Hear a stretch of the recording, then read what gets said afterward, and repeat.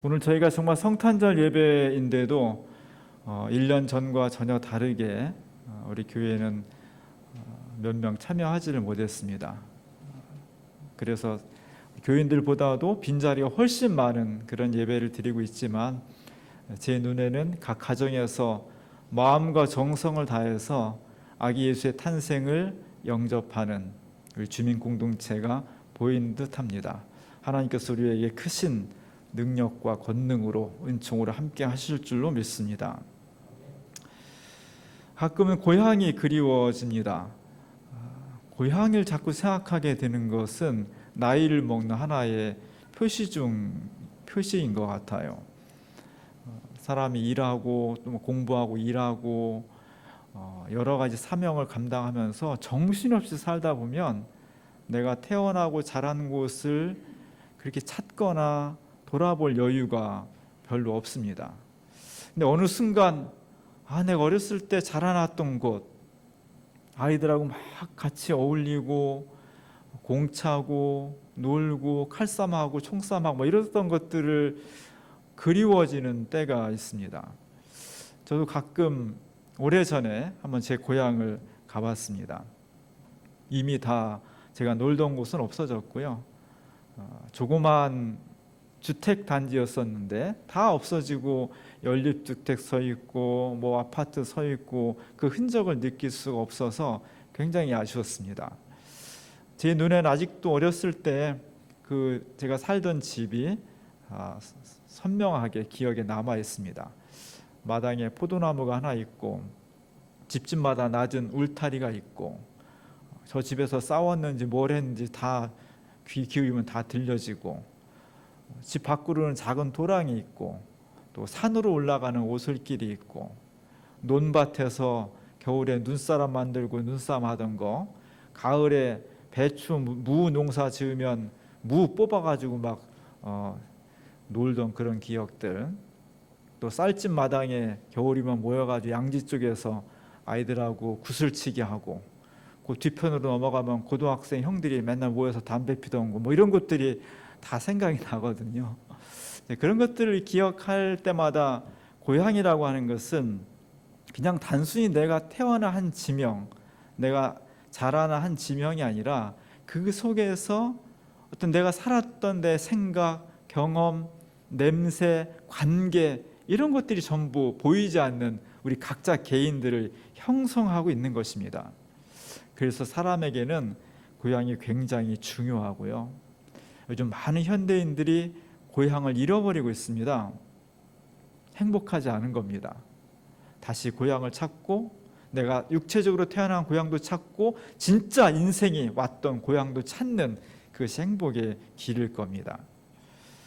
이스라엘 사람들은 하나님의 역사를 간직하고 있는데 이스라엘 역사를 한마디로 정의하면 뿌리를 뽑힌 사람들이에요.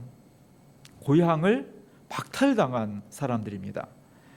애굽에서 400년 넘게 노예로 생활했고 간신히 탈출해서 어렵게 세운 나라는 아시리아나 또는 바벨론에 의해서 완전히 파괴당하고 포로로 잡혀갔습니다. 그리고 겨우겨우 돌아와서 어떻게 살만하니까 또 로마라는 아주 강력한 제국이 이 나라를 쳐들어와서 식민지 지배했고 너무 힘들고 어려워서 우리 독립하겠다고 나서니까 로마 제국이 힘으로 그 사람들을 전 세계로 다 흩어버렸습니다. 그래서 그들은 유럽 전역에 흩어져서 가난뱅이로 또는 집시로 나그네로 이렇게 살았습니다. 그렇게 1900년을 사는 거예요. 그러는 동안에 이들은 유대인이라는 어떤 종교성을 가지고 있어서 자기들끼리 안식일에는 모여서 회당에서 율법을 읽고 또 찬송하고 그랬지만 프랑스에서 태어난 유대인은 프랑스인, 영국에서 태어난 유대인은 영국인, 독일인, 이탈리안 이렇게 오랫동안 사는 거예요. 그냥 유대인이었지 자기는 다 국적은 자기가 태어나고 자란 고향의 국적을 따라서 살았습니다. 그렇게 오랫동안 살았던 사람들이 1940년 정도에 이르러서 갑자기 독일의 나치즘과 이탈리아 파시즘이 생기면서 그 유대인들을 다 모아가지고 이제 이미 다 혈통이 다 섞여 있는데 말도 틀리고 잘하는 것도 틀리고 국적도 틀리고 사람 관계도 학교도 다 틀린 사람들을 한 곳에 모아놓고 너네는 이제 이태리인도 아니고 독일인도 아니고 프랑스인도 아니고 그냥 유대인이야, 이렇게 명령을 해버린 겁니다. 그 순간 유대인들은 자기 고향을 박탈당했어요. 고향이라는 것은 내 인격과 삶을 형성해준 나의 어떤 그 모태와 같은 건데 한순간의 권력에 의해서 그것이 다 빼앗겨지고 박탈되어 버렸습니다. 저도 이 상황이 어떤 것인가를 상상을 많이 해보는데 우리가 아무리 생각해도 그 아픔과 고통이 무엇인지를 실제로 피부로 느낄 수는 없어요. 그러나 끊임없이 우리는 그 사람들이 게토에서 아우슈비츠에서 학살당하는 그런 모습들, 그리고 더는 고향에 가지 못하고 고향에 가지 못하는 것뿐만 아니라 정체성을 잃어버린, 빼앗기는 그런 삶이 얼마나 고독하고 힘들고 고통스러운 하는 것을 우리가 상상력을 통해서 자꾸 체험하려고 노력을 해야 됩니다. 그래야만 우리가 진정 그 사람들이 느끼는 우리 주변의 아픔과 동감할 수 있고 새로운 세계를 건설해낼 수가 있을 것입니다. 고향은 누구에게나 소중한 것입니다. 우리가 고향이 정말 소중하듯이 사실 이 땅에 오시는 하나님의 아들 예수 그리스도 메시아에게도 고향은 너무나 소중한 거예요. 메시아의 고향은 이곳이었습니다. 하나님께서 이 땅을 만드셨고 하나님께서 이 땅에 새로운 생명을 부여하시면서 자기 아들을 보내셨기 때문에 사실 메시아는 이 땅에 많은 사람들이 영접을 해야 되는 겁니다. 오늘 제가 주부에 김기창 화백의 아기 예수의 탄생이라는 그림을 실었습니다. 사실 메시아 탄생하는 그림은 서양 미술에서 굉장히 중요한 주제예요. 서양 미술은 그 기독교 미술이었기 때문에 많은 화가들이 그렸고요. 그리고 너무나 좋은 대작들이 많이 있습니다. 근데 다 서양 사람이죠. 거의 다 백인이고 다 서양의 문화를 반영하고 있는데 김기창 화백은 우리나라에서 가장 유명한 화백 중에 하나입니다. 근데 일제시대 때 친일 행각 때문에 그것이 오점이 되어서 비판을 많이 받지만 1951년도에 이 화백이 전쟁을 피해서 군산에 내려가 있으면서 뭘 내가 할까? 뭘 그릴까? 그러다가 예수님의 일생을 29편의 작품으로 탄생부터 부활까지 쫙 연작으로 그렸습니다. 그 중에 하나가 이 작품이죠. 굉장히 그 따뜻한 작품이고요. 또 서양 사람들이 캔버스에 그림을 그린다면 이 화백은 동양 쪽이게 비단에다가 그림을 그렸으니까 정말 새로운 방식입니다. 하나님의 아들, 이 땅의 진짜 주인이 이 땅에 오셨어요. 우리 모두가 다 환영하며 기뻐하며 나가서 경배해야 될 그런 메시아가 오셨는데 특이하게도 그 메시아가 오시는 장소는 마국간이었다는 겁니다. 사람이 사는 곳이 아니라 짐승이 사는 곳. 그래서 그 마국간에는 소도 있고 동물들이 있죠. 소를 한우로 그려가지고 한우가 굉장히 근엄하게 그려져 있습니다. 우리 정면을 바라보는데 뭔가 포스가 있는 굉장히 멋지고 근엄한 모습으로 그려져 있고요. 말은 어디 갔다 왔는지 배고파서 등을 돌리고 여물을 먹고 있습니다. 그리고 가로지른 회에는 닭 2마리가 큰 소리를 지르면서 위험을 뽐내고 있습니다. 바로 그 현장에 아기 예수가 탄생하셨습니다. 아기 예수의 탄생은 사람에 의해서 만들어진 것이 아니라 하나님께서 이 땅에 자기 아들을 보내셨다는 철저히 하나님의 역사하심이었고 하나님의 인도하시는 거룩한 사건이었습니다. 장엄한 사건이었습니다. 그래서 이 사건은, 이 현장은 마국간임에도 불구하고 신성한 곳입니다. 그래서 한옥으로 지어진 저 마국간의 석가래에 보면 큰 빛이, 별이 십자가 모양과 별망을 합해서 찬란하게 빛나고 있습니다.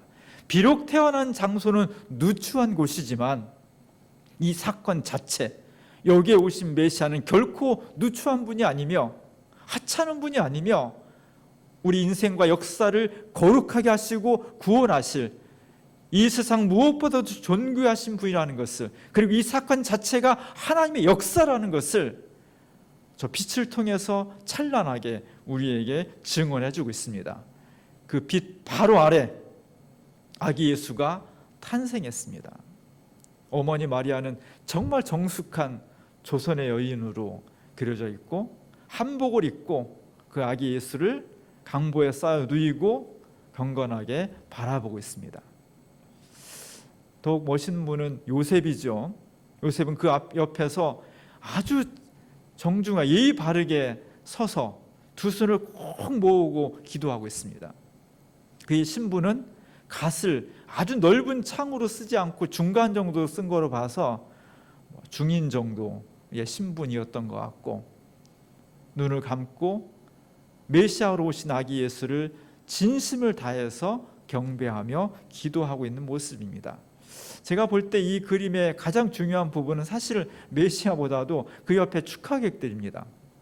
보통은 다 동방박사와 목자들이 왔다고 했을 때 대부분 다 남자들로 이제까지 그렸습니다.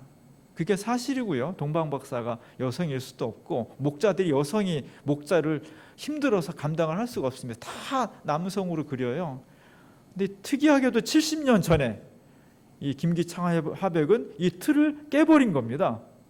조선의 여자들로 다 그려버렸어요. 예수님을 첫 번째로 메시아 탄생을 축하하는 사람들이 남성이 아니라 여성이었다고 그렇게 지금 보고 있는 거예요.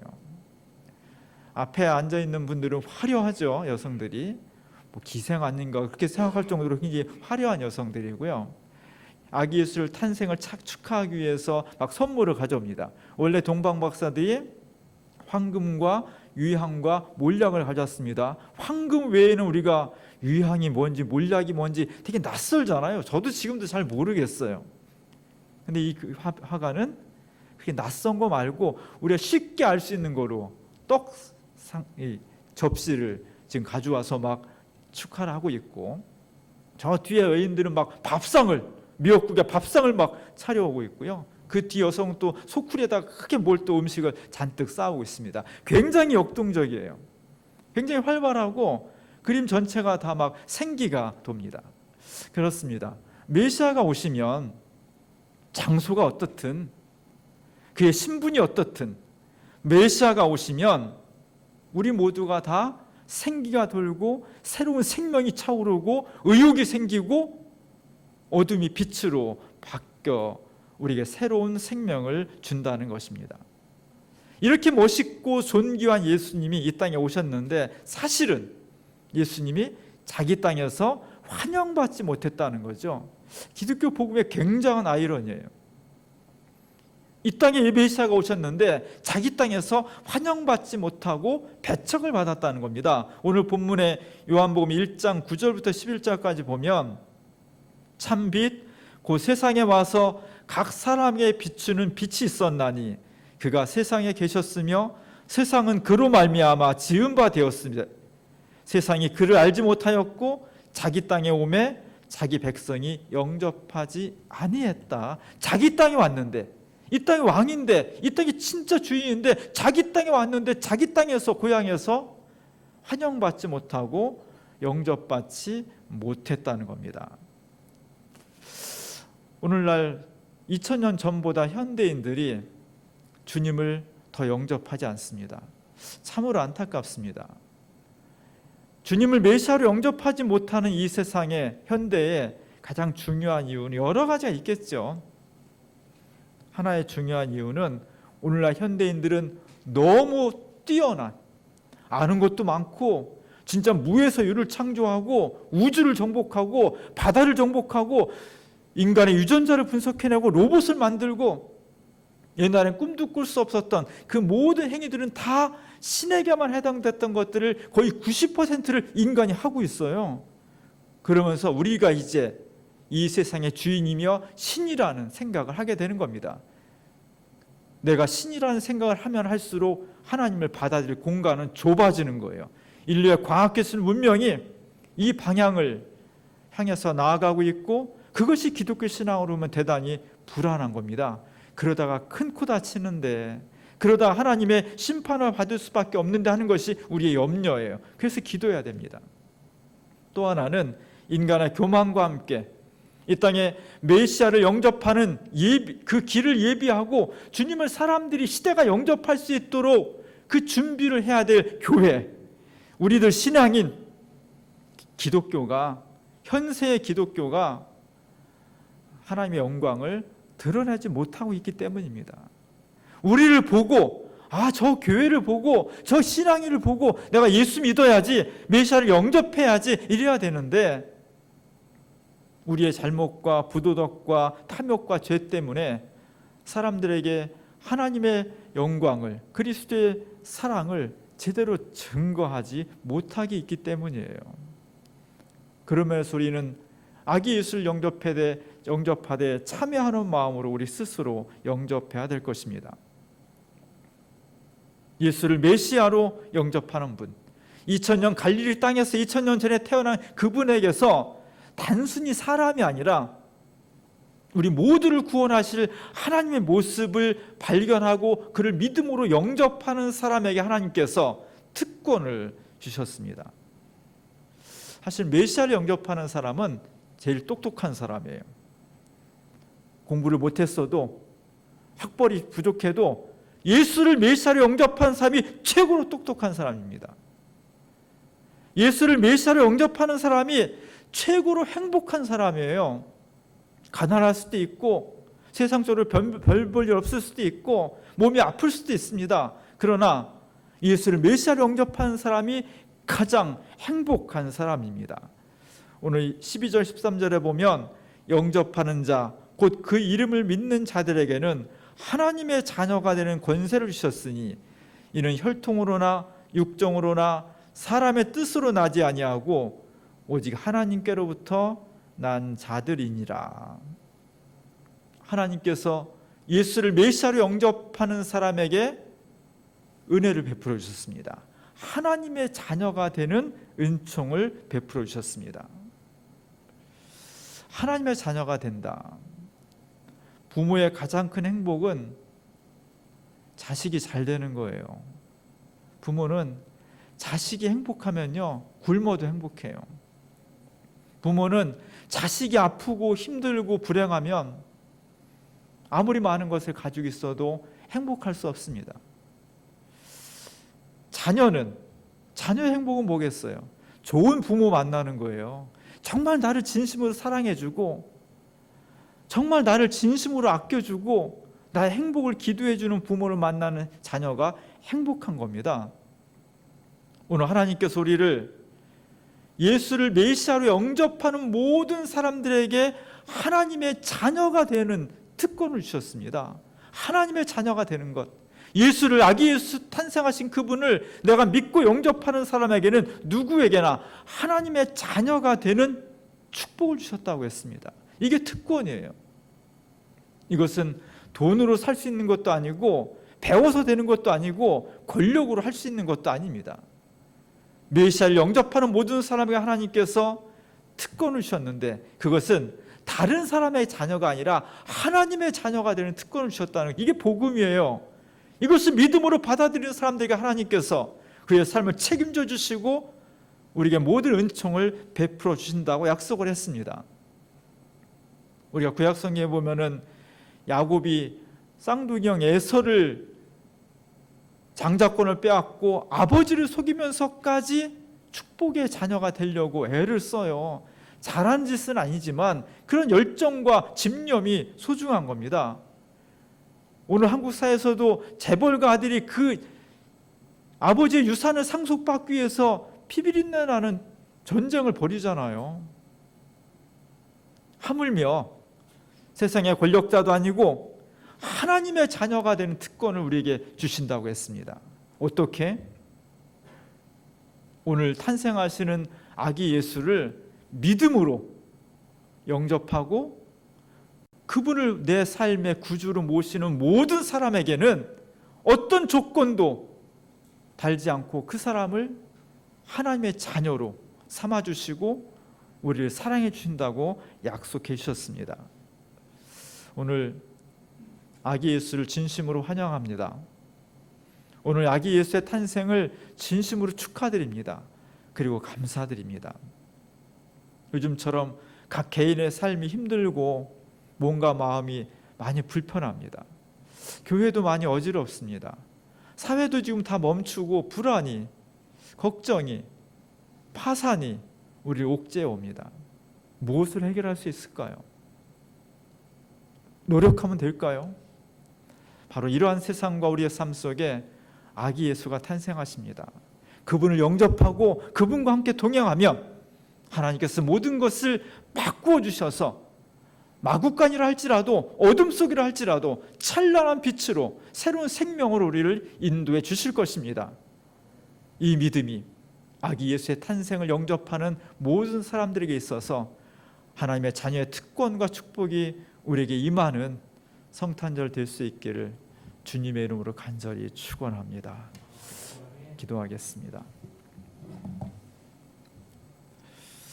주의 오심을 감사하며 축하합니다. 주님 너무나 고맙습니다. 이 땅에 오셔서 배척받으면서 오셨지만 예나 지금이나 주님을 환영하지 않지만 그래도 주님 그 험한 길을 오셨습니다. 오늘 우리 자신과 세상을 구원하시기 위해서 그 험한 곳에 환영받지도 못하면서 오시는 아기 예수님을 마음을 모아 뜻을 모아 영접하기 원합니다. 하나님의 자녀가 되는 특권을 받기를 원합니다.